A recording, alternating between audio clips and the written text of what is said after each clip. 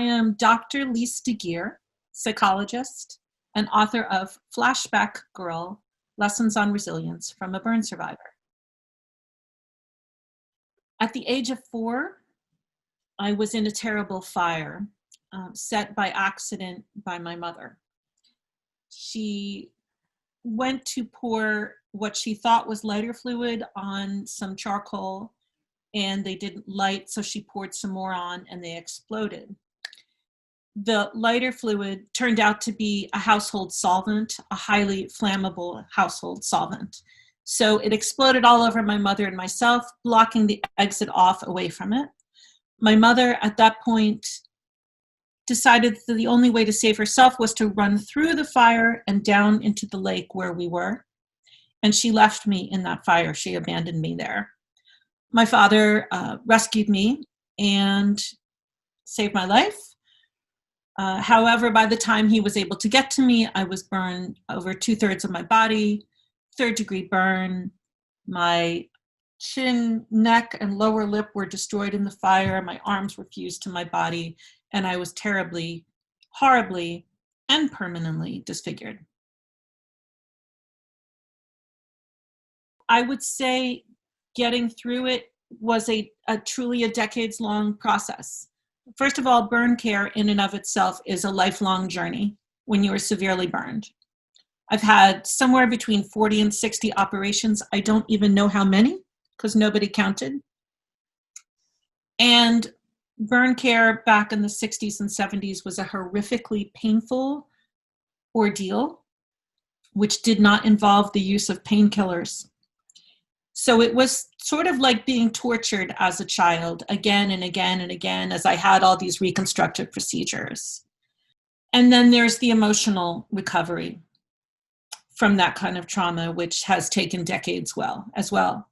How I got through it, I think, is a combination of genetic luck in that I'm a upbeat and friendly and cheerful person, and that has always served me well. Making friends with people who would take care of me because my parents were not, I should have said they were not there in the hospital most of the time. I was on my own, almost all of it. Having hope, listening to music kept me going a lot. Having an imagination, which brought me into a better world. And then as I got older, as I became, a grown-up, getting through it involved therapy, and a lot of therapy, to heal from those traumas as best I could. What I have learned is that people are capable of getting through terrible and horrible things, unimaginably horrible things. I mean, I have a rather long list of traumas that I have overcome in addition to what we're talking about today. And we can think, oh my God, I could never get through that. But you know what? People can. To me, that is about having some capacity for hope, for optimism, having the capacity to connect with other people, letting people help you, and believing that life can get better and keeping going. I don't think my story is at all specific to just burn people. I think my story also touches people who have lived through suicides, another part of my story, and people who have had disappointing and damaging parents, which unfortunately is a lot of people. I think my advice would be to invest a great deal in your mental health.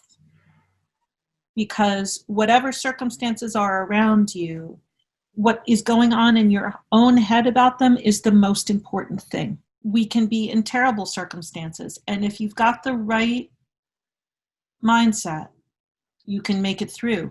I mean, stories about, Nelson Mandela was, in a prison camp for, I think it was 30 years or something.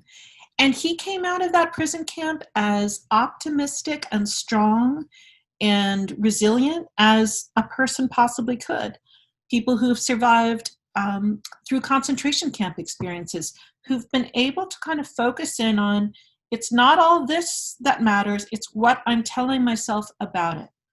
So I would say that no matter what you're going through, pay attention to what your brain is telling you about it.